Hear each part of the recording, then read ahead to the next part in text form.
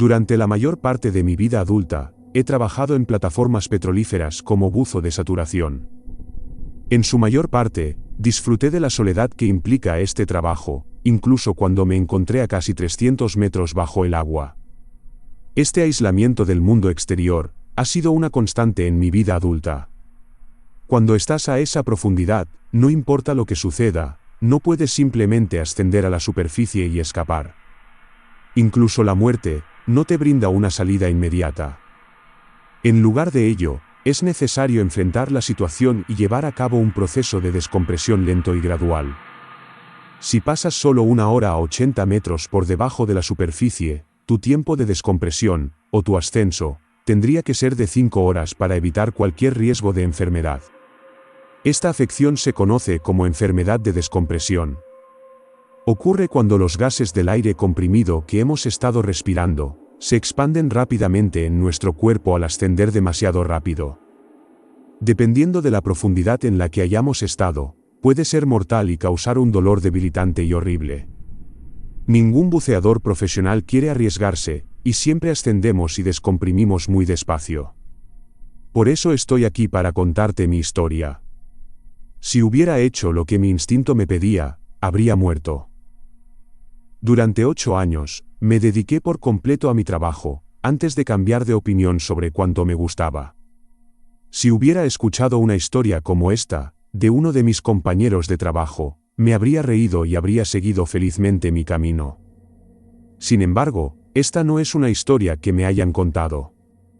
No, esto me sucedió a mí, y voy a contártelo, aunque habrá quienes se burlen y se rían, e incluso pensarán que estoy inventando todo, solo para captar su atención.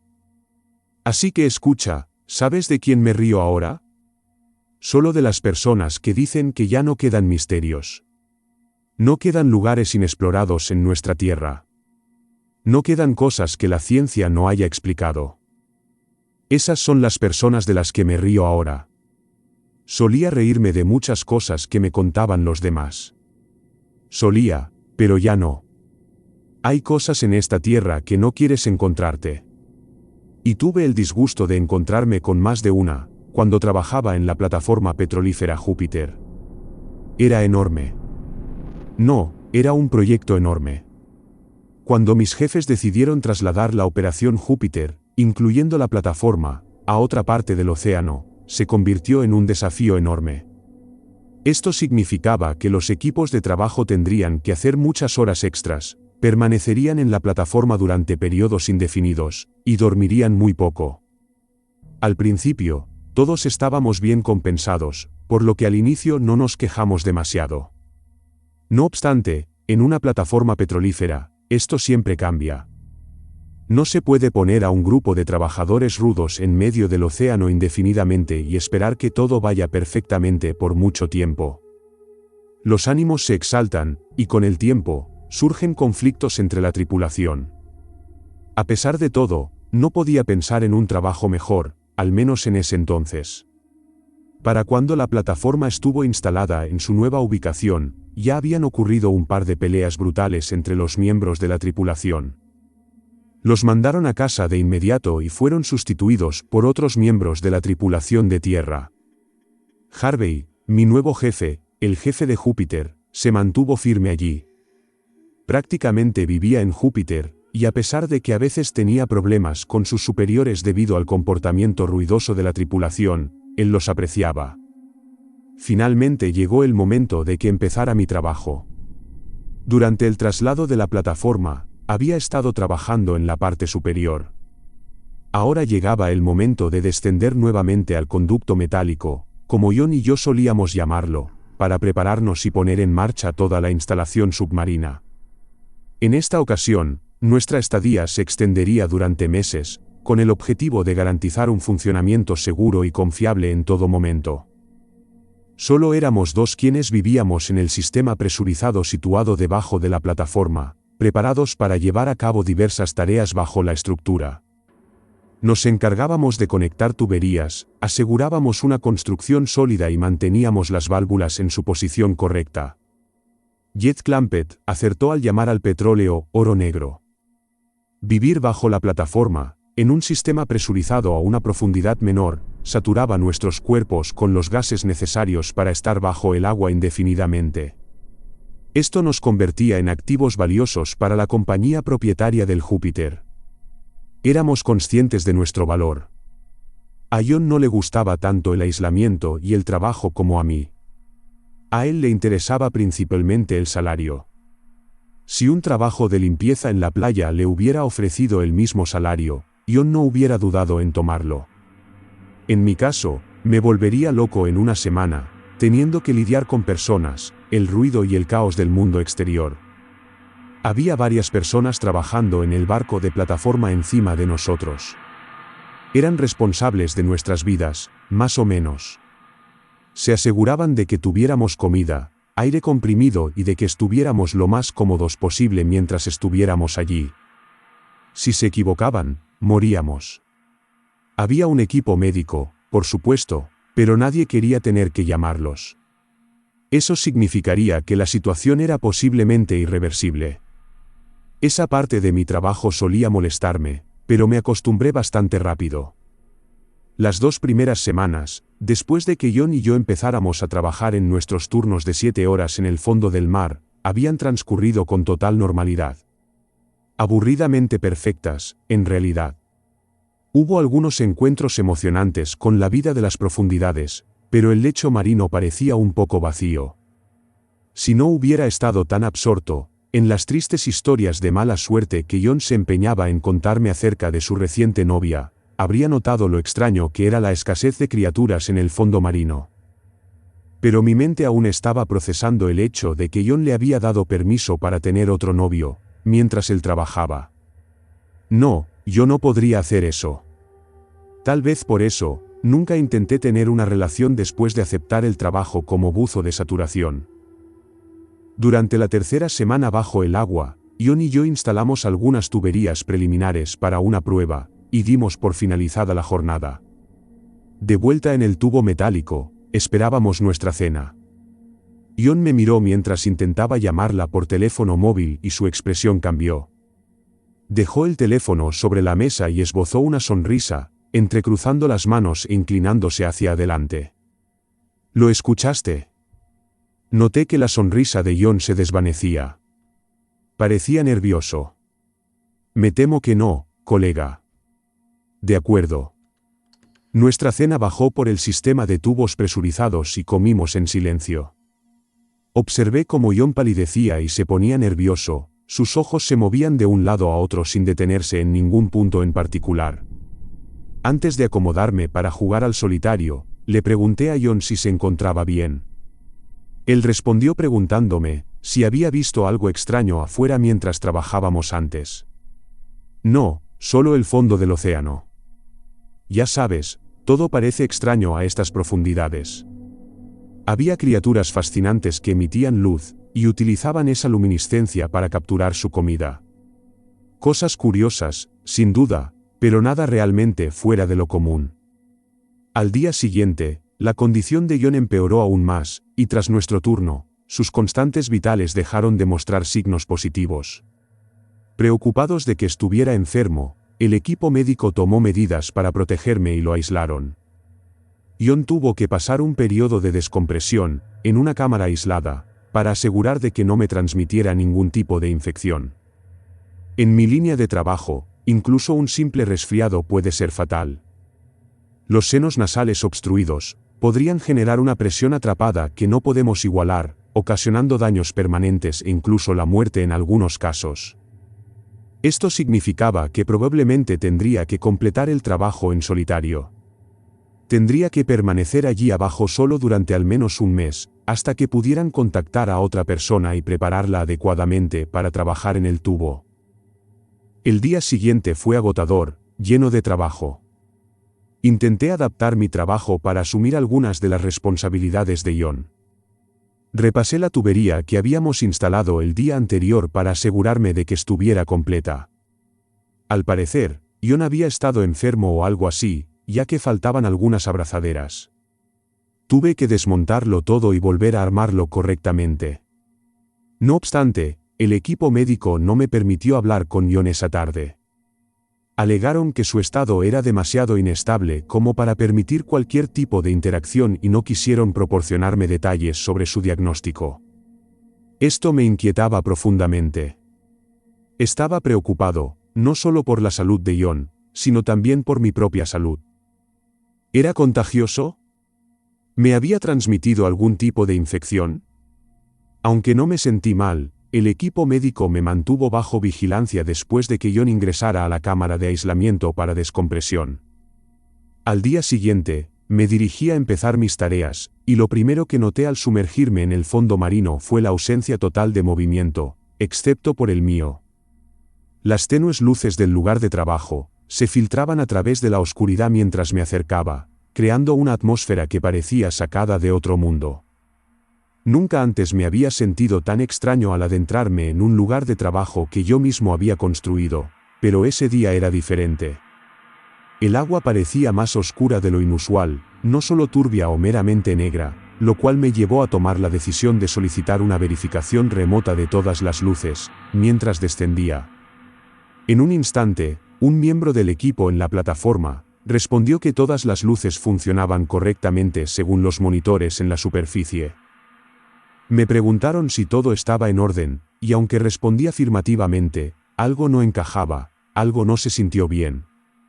Trabajé durante 4 horas sin parar, y me sentí un poco fatigado cuando finalmente decidí tomar un descanso. Es fácil sumergirse en el trabajo y olvidar hacer una pausa. Pero en esa ocasión, mientras estaba descansando, me di cuenta de que no estaba solo. Varias veces noté movimientos en el fondo, en mi visión periférica, pero cuando volteaba para mirar, todo estaba quieto, completamente inmóvil. Aún así, había cosas fuera del círculo de luces, estaba seguro de ello. Al finalizar el día, comencé a ascender hacia mi tubo de descanso. Justo cuando me estaba acostumbrando a la intensidad de la luz en la zona del tubo, algo se movió detrás de mí. Aunque estaba en una zona iluminada, la sensación de oscuridad y lo que podría ocultarme me inquietaba desde el principio, convirtiéndose en mi principal preocupación. Normalmente la oscuridad no solía afectarme, no era algo inaudito en este tipo de trabajo. Sin perder tiempo, me apresuré a ascender por la cuerda, mientras mi luz oscilaba y se movía de manera errática a través del agua mientras avanzaba. Después de subir unos 12 metros, la criatura volvió a nadar junto a mí.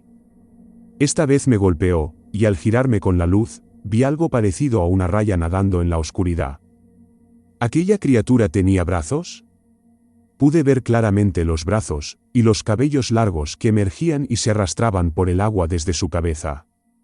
Mi corazón resonaba en mis oídos, y mi vista se nublaba. Centrando mi atención en mi respiración, ascendí por la cuerda, con movimientos firmes y controlados.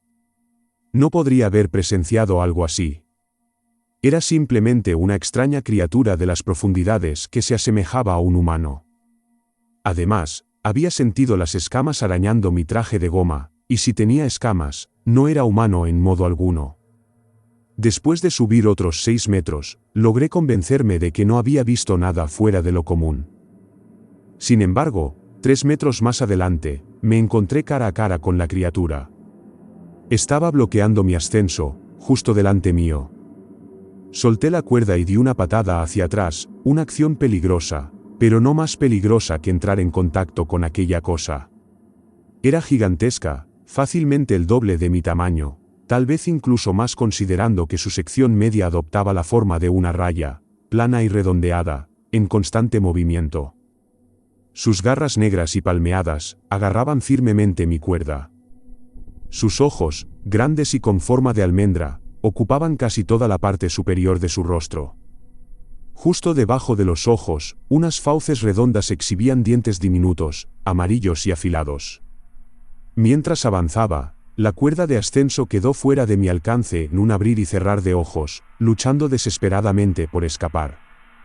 En medio del caos, choqué con algo y mi corazón casi se detuvo de miedo. Tentáculos me envolvieron y luché por mantenerlos a raya. La criatura me arrastró hacia abajo, alejándome del final de la cuerda, y de cualquier posibilidad de salvación. Al no funcionar mi radio, no tenía forma de pedir ayuda desde la superficie. Me encontraba completamente solo en este aterrador enfrentamiento. A pesar de que los tentáculos carecían de ventosas, a medida que luchaba, el doloroso agarre de la criatura se volvía cada vez más intenso. No necesitaba mi luz para sentir las pequeñas púas perforantes de los tentáculos. Otra criatura nadó en espiral hacia nosotros, extendiendo sus garras para tocar el cristal de mi máscara. Estaba demasiado aterrorizado para gritar, simplemente miré con los ojos muy abiertos, sintiendo un grito atrapado en mi garganta. Me di cuenta de que iba a morir allí, en las garras de los monstruos marinos, sin poder hacer nada para evitarlo.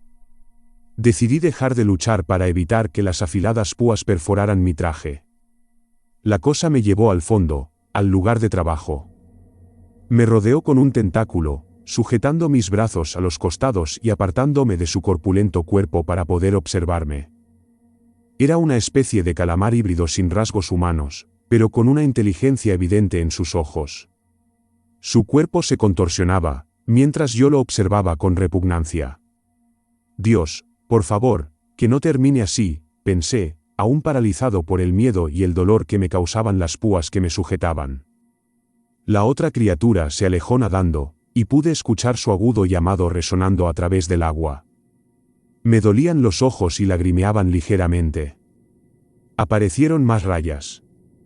Era una multitud que se separó, girando sus cabezas al unísono hacia la oscuridad. Algo se acercaba. Algo enorme. Las criaturas empezaron a agitarse hacia aquello, como devotos adoradores que hacían señas a su deidad. La cosa que me sostenía comenzó a relajar su agarre y mi mente se activó. Si el tentáculo se soltaba lo suficiente, podría escapar.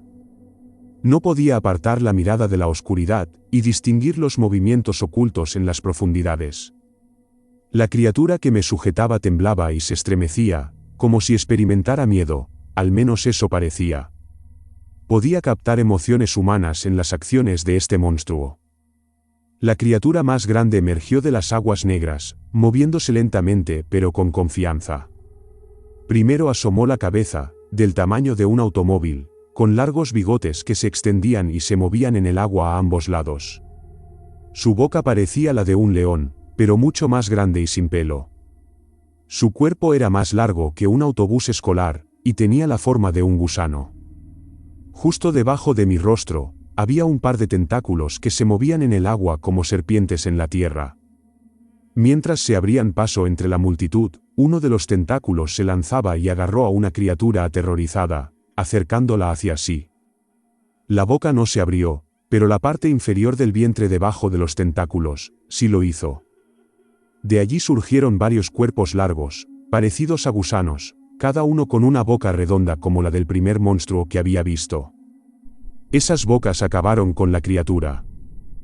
El tentáculo que me sujetaba, se soltó a mi alrededor y empecé a flotar hacia arriba sin que nadie se diera cuenta, mientras que el horror se acercaba cada vez más al calamar híbrido, que parecía encogerse ante su avance. Finalmente, logré aferrarme a la cuerda de ascenso y supe que estaba a punto de escapar de aquel lugar peligroso. No me atreví a patalear ni agitarme para acelerar mi escape, ya que cualquier movimiento en el agua podría ser notado. No pasó mucho tiempo antes de que tuviera el tubo en mis manos y ascendiera rápidamente. Cuando les conté a los médicos lo sucedido, pensaron que estaba loco. Experimenté momentos de puro pánico y terror, una vez que regresé al tubo.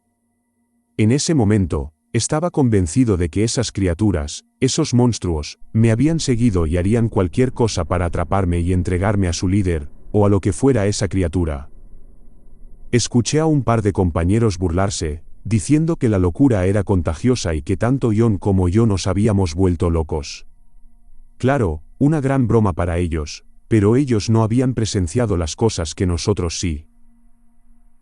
Un mes después de regresar a la superficie, John y yo nos encontrábamos en un bar local, disfrutando de unas bebidas. Durante todo ese tiempo, habíamos evitado hablar de nuestras experiencias en las profundidades. Nos habíamos mantenido alejados el uno del otro en gran medida. Finalmente, decidí preguntarle a John qué había sucedido y él me confesó que sentía que se estaba volviendo loco, que el aislamiento del trabajo lo estaba consumiendo y que quería abandonarlo todo. Había presenciado cosas allí abajo que no debían existir. Al menos tenía mis respuestas. No estaba loco, y John tampoco lo estaba. Como resultado de los eventos, la empresa se vio obligada a enviar un equipo de 6 hombres para completar el trabajo, en el lugar donde ocurrieron los sucesos. 2 semanas después todos desaparecieron, excepto uno. Había ascendido desde el fondo del mar hasta la superficie, y murió más tarde. El equipo médico documentó sus divagaciones sobre los monstruos y las añadió a sus archivos de mis divagaciones y las de John. El gobierno emitió la orden de destruir esos archivos, y John y yo fuimos visitados por funcionarios que nos advirtieron claramente que debíamos guardar silencio absoluto, sobre todo lo que habíamos presenciado o experimentado en las profundidades. Su objetivo era evitar que las personas intentaran bucear en esa zona y descubrieran lo que habíamos visto. Nos amenazaron con difamarnos, acusarnos de violar el protocolo laboral, e incluso con encerrarnos en un lugar de alta seguridad por el resto de nuestras vidas. Esta es mi historia, y he tomado medidas para salvar mi identidad al compartirla. Solo quería que la gente supiera lo que acecha en las profundidades, antes de que me ocurra algo. No me fío mucho de esos matones del gobierno que tanto nos vigilan hoy en día, y todos merecéis saber la verdad.